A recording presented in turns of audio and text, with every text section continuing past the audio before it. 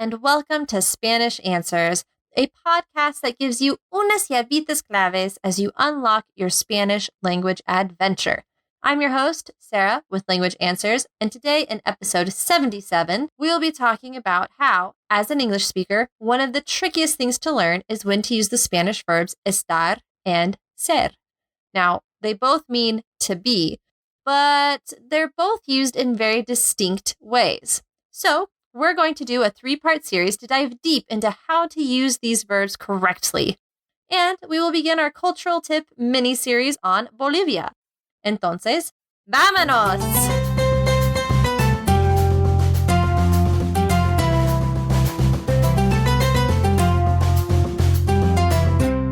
Just a quick note before we start. If you would like more resources to help you with ser versus estar and other Spanish grammar, check out the links in today's show notes.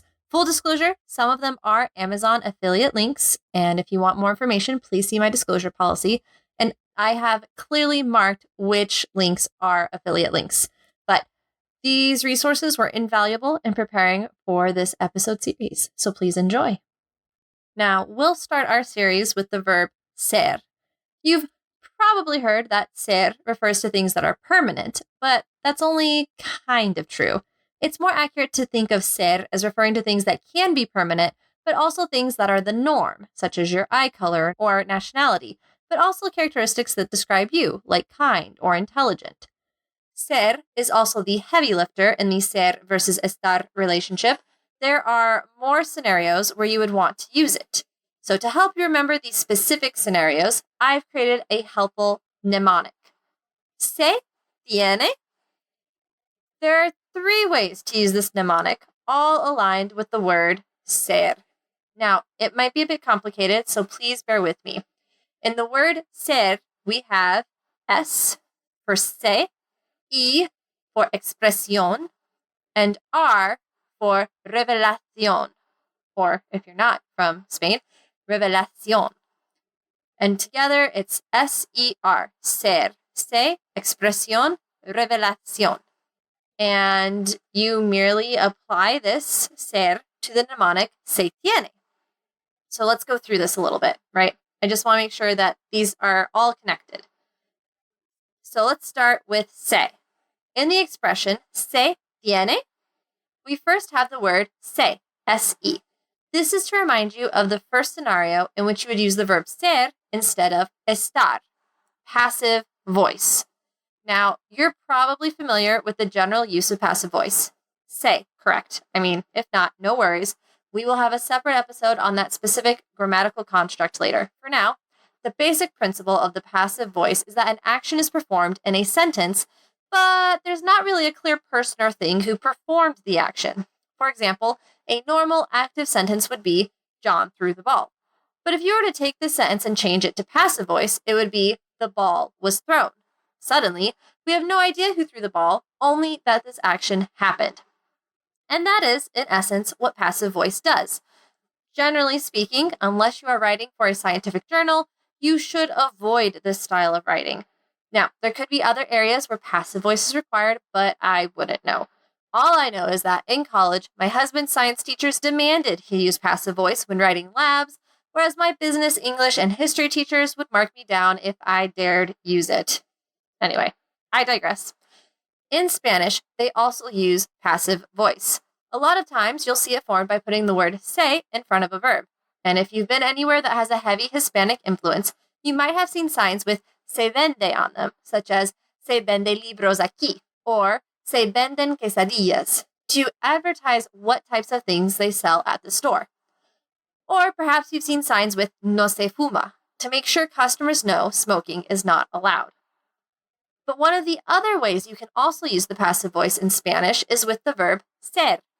All you have to do is use ser plus a past participle, and voila, passive voice. Just make sure that the past participle matches the gender and number of the noun. So, for example, la manzana es comida. The apple is eaten. La manzana es comida.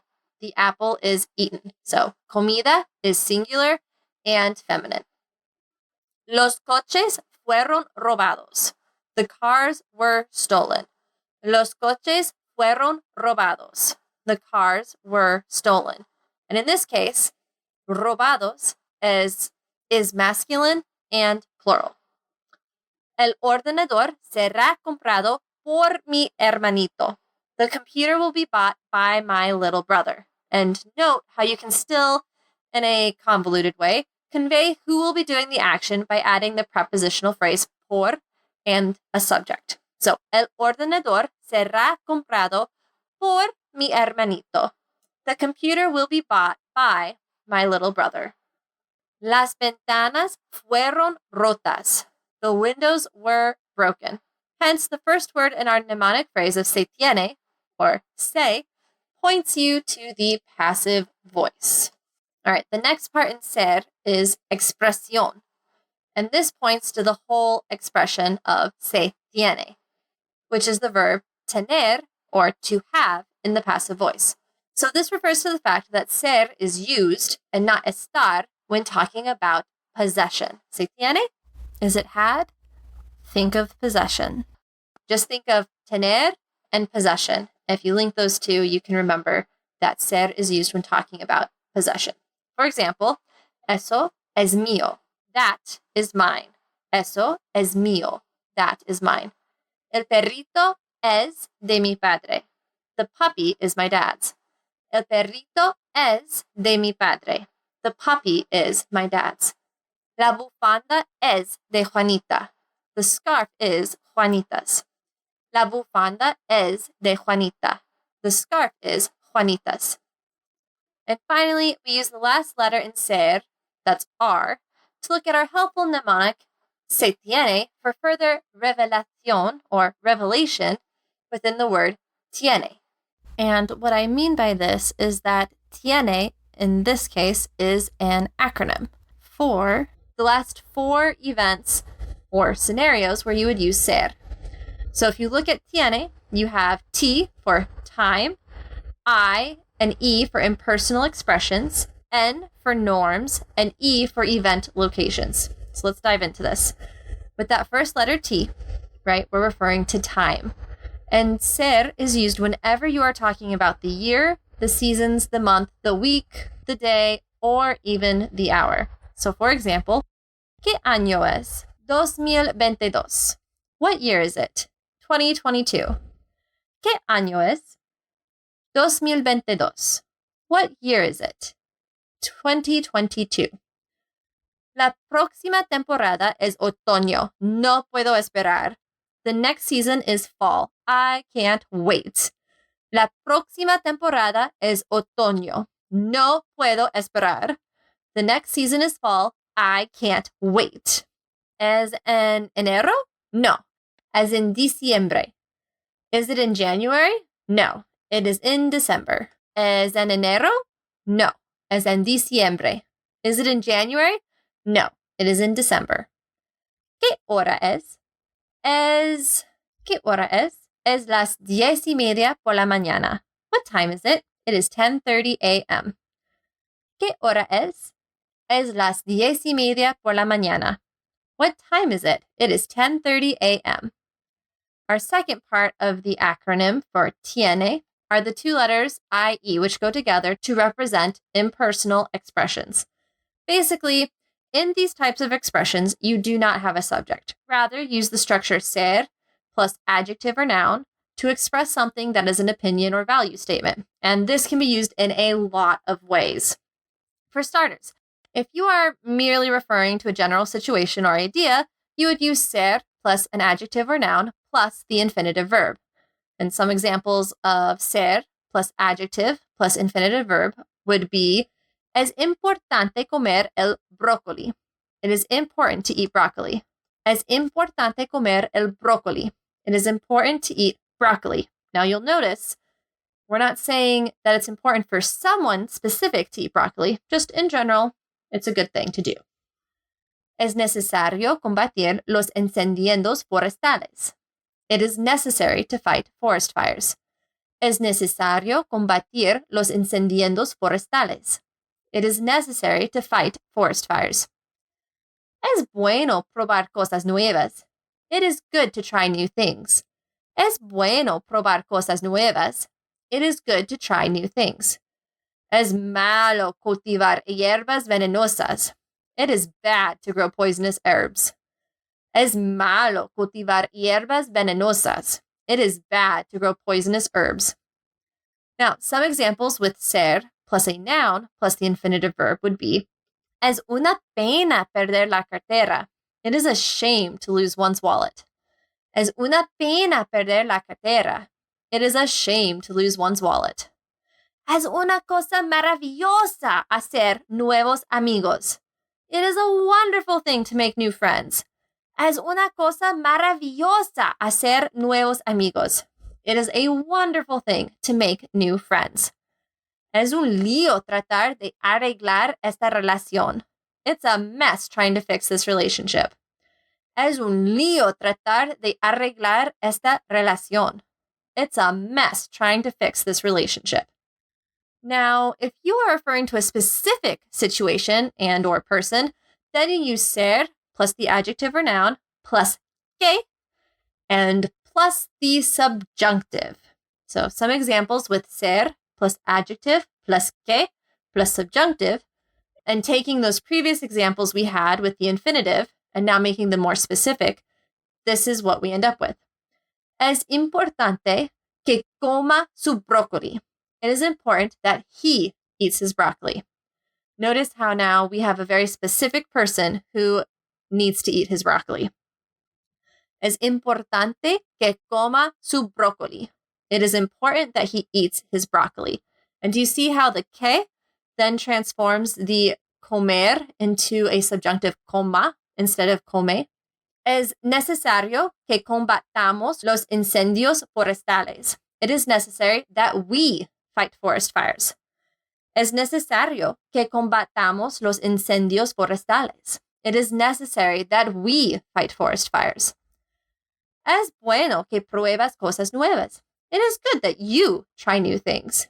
Es bueno que pruebas cosas nuevas. It is good that you try new things. Es malo que cultiven venenosas hierbas. It is bad that they are growing poisonous herbs. Es malo que cultiven venenosas hierbas. It is bad that they are growing poisonous herbs. So just again to highlight, we have es importante comer versus es importante que coma. Es necesario combatir versus es necesario que combatamos. And es bueno probar versus es bueno que pruebas. And es malo cultivar versus es malo que cultiven. Now, we can do the same thing here with ser plus a noun plus que plus the subjunctive. And again, we'll take those previous examples with the infinitive and make them more specific now. So, es una pena que hayas perdido la cartera. It is a shame that you have lost your wallet. Es una pena que hayas perdido la cartera. It is a shame that you have lost your wallet. Es una cosa maravillosa que haga nuevos amigos. It is a wonderful thing that he makes new friends. Es una cosa maravillosa que haga nuevos amigos. It is a wonderful thing that he makes new friends. Es un lío que traten de arreglar esta relación. It's a mess that they are trying to fix this relationship. Es un lío que traten de arreglar esta relación. It's a mess that they are trying to fix this relationship. So again, just to highlight the differences here, we have es una pena perder versus es una pena que hayas perdido. Es una cosa maravillosa hacer versus es una cosa maravillosa que haga. Es un lío tratar versus es un lío que traten.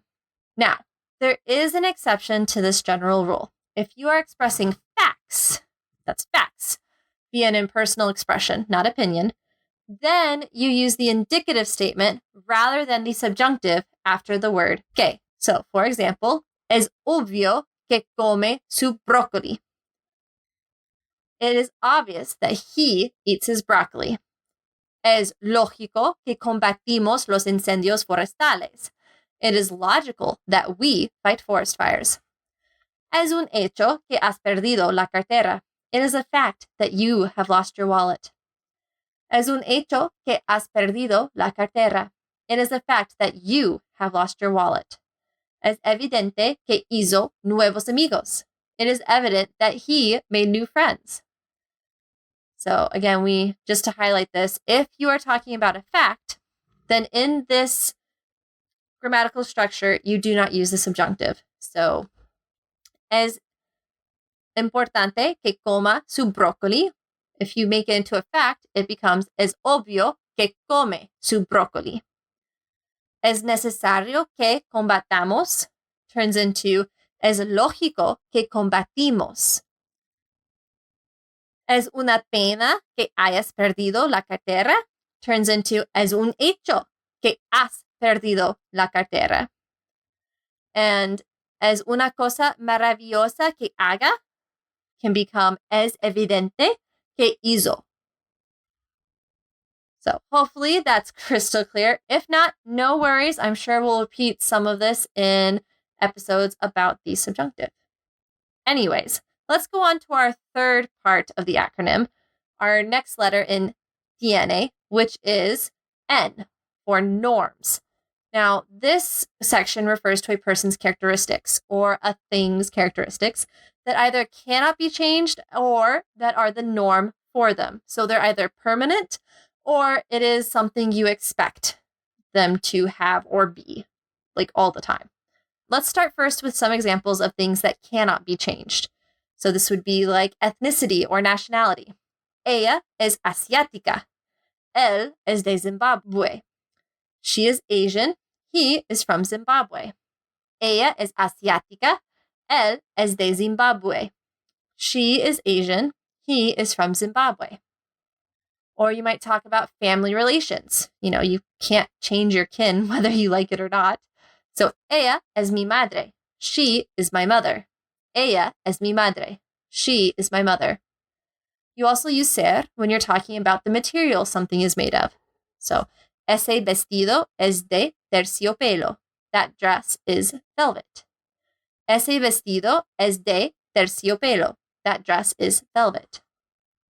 Math is another one that is true all the time. So, uno más uno es dos. 1 plus 1 is 2.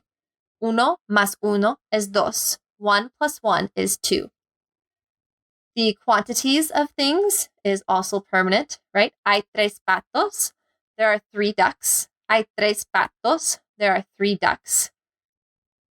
The purpose of something. The reason that you do something or give something to someone. In this scenario, you would also use ser.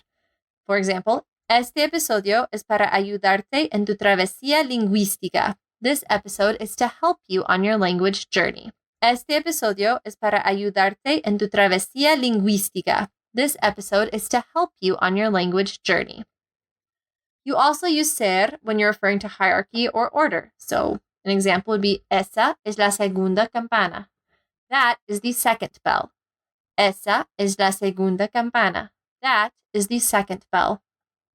Now, other things that would fall under the norms would be things that perhaps could change, but they are the norm for you. They may even be a central characteristic of what or who you are. For example, hair color. Él es rubio. He is blonde. Él es rubio. He is blonde. Your profession. Soy ingeniero. I am an engineer. Now, note that in Spanish, they do not say I am a professor or he is an astronaut. They leave out the articles.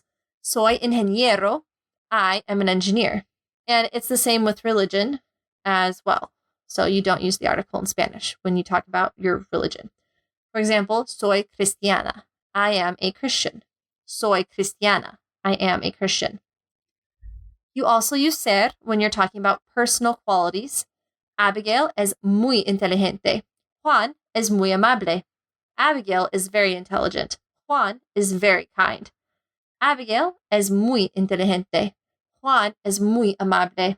Abigail is very intelligent. Juan is very kind. One that you might not have heard of before is you use es when you're talking about someone's artistic style.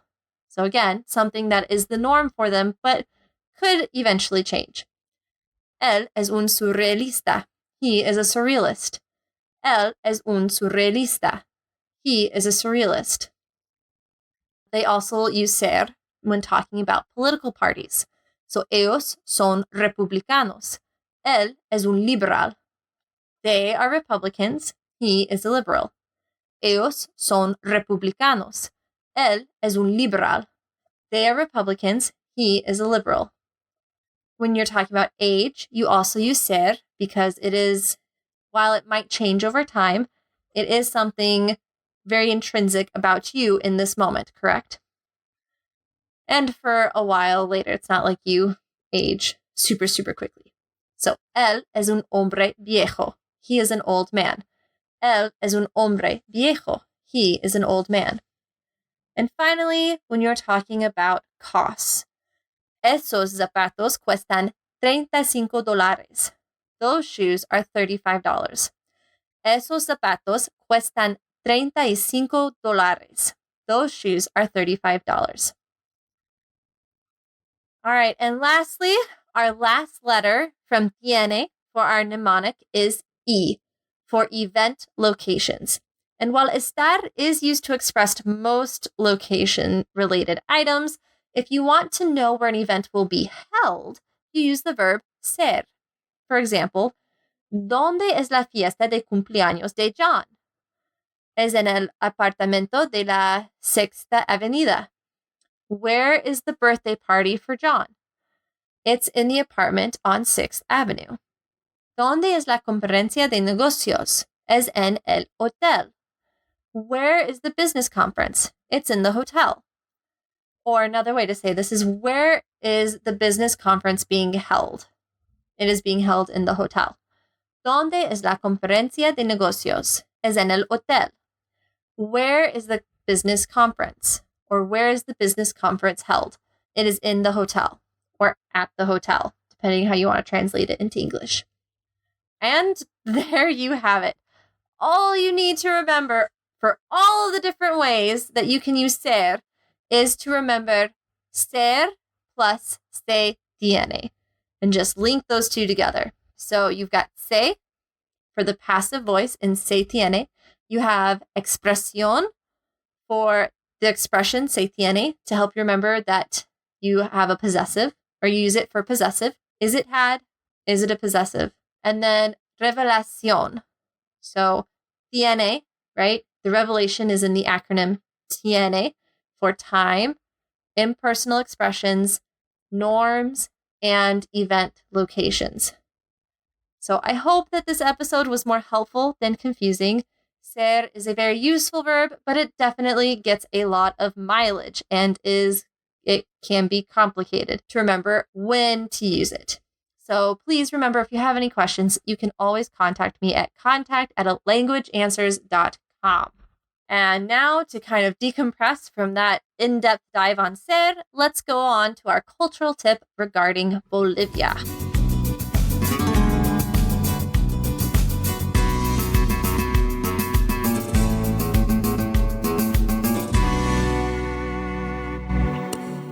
All right, so our first cultural tip regarding Bolivia. Let's go over some country facts. Its full name is the Estado Plurinacional de Bolivia, or the Plurinational State of Bolivia. And its size, according to the CIA's World Factbook, is not quite 3 times the size of the state of Montana. Almost, but not quite. It is located in South America, and it is west and south of Brazil, east of Peru and Chile, and north of Paraguay and Argentina. Now, it and Paraguay are the only 2 landlocked countries in South America. Now, its government type is a little convoluted, so bear with me. It is a presidential republic, and the current president is President Luis Alberto Arce Catacora as of November 2020. He is both head of government and the chief of state. Interestingly enough, both the president and the vice president are elected together directly by the people, but have to win at least 50% of the vote, or 40% of the vote as long as they have 10% more than the next highest candidate. But if that doesn't happen, then the people vote again, and the winner is chosen via majority vote. Now, they do not have term limits as of 2017, but they serve for 5-year terms. The legislative branch is a bicameral plurinational legislative assembly. Oh boy, is that a mouthful. Also known as the Asamblea Legislativa Plurinacional. It is made up of two chambers. The first is the Chamber of Senators, or Cámara de Senadores, which has 36 seats directly elected by what the CIA's World Factbook describes as, and I quote, multi-seat constituencies by party list proportional representation vote, unquote. So try to figure out what that means. If you do, please send me a note explaining it. Anyways, next is the Chamber of Deputies, or Cámara de Diputados, which has 130 seats. 70 of those are elected the same way the senators are, but 53 are via single-seat constituencies with, again I quote, closed party list proportional representation vote, unquote. And the last 7 are directly elected in single-seat constituencies via majority vote. All legislators serve 5-year terms. Now, when it comes to the judicial branch, Bolivia has a lot of courts. There is the Supreme Court, Tribunal Supremo de Justicia, which has 12 judges, and the Plurinational Constitutional Tribunal, which has 7 primary magistrates and 7 alternates. They also have the Plurinational Electoral Organ, with 7 members and 6 alternates, and the National Agro-Environment Court, with 5 primary judges and 5 alternates. Lastly, there's the Council of the Judiciary, which has 3 primary judges and 3 alternates. If you are paying attention, that is 5 high courts, and really long names. For all of the courts, minus the Plurinational Electoral Organ, the judges are pre-selected by the Assembly and then elected directly via popular vote. 6 of the Plurinational Electoral Organ judges are appointed by the Legislative Assembly and 1 by the President. And for all courts, the judges serve 6-year terms. Can we just take a moment to I'm so proud that I was able to say all of those names without stumbling horrifically on them. Anyways, carrying on. The capital city of Bolivia, there's actually 2 capital cities. La Paz is the administrative capital, whereas Sucre is the constitutional capital. Its religion, as of 2018, is mainly Roman Catholic at 70%, with evangelical Christian at 14.5%. When we talk about the official languages, Bolivia is really cool, in that Spanish is not the only official language. As of 2009, the Bolivian Constitution made Spanish and all 36 indigenous languages official, even though some of them are extinct. As of about 2001, about 60.7% of Bolivians speak Spanish, 21.2% Quechua, and 14.6% Aymara. The currency is Bolivianos, or BOB. And lastly, let's talk about a brief history. So Bolivia has a very turbulent history. It fell under Spanish rule, like most of Latin America, and then gained independence in 1825. It had a series of very unstable governments, with democracy finally being restored in 1982. One of the more modern presidents, Evo Morales, a socialist, was elected president in 2005. He won re-election in 2009 and 2014, but was not allowed to run again in 2019. That is until the Supreme Court rules that it was a violation of human rights to have term limits in 2017. In the 2019 election, however, Morales had to flee the country due to military pressure, claims of election fraud, and violence. So President Hernine Anes Chavez set up an interim government, and President Luis Alberto Arce Catacora was elected in October of 2020.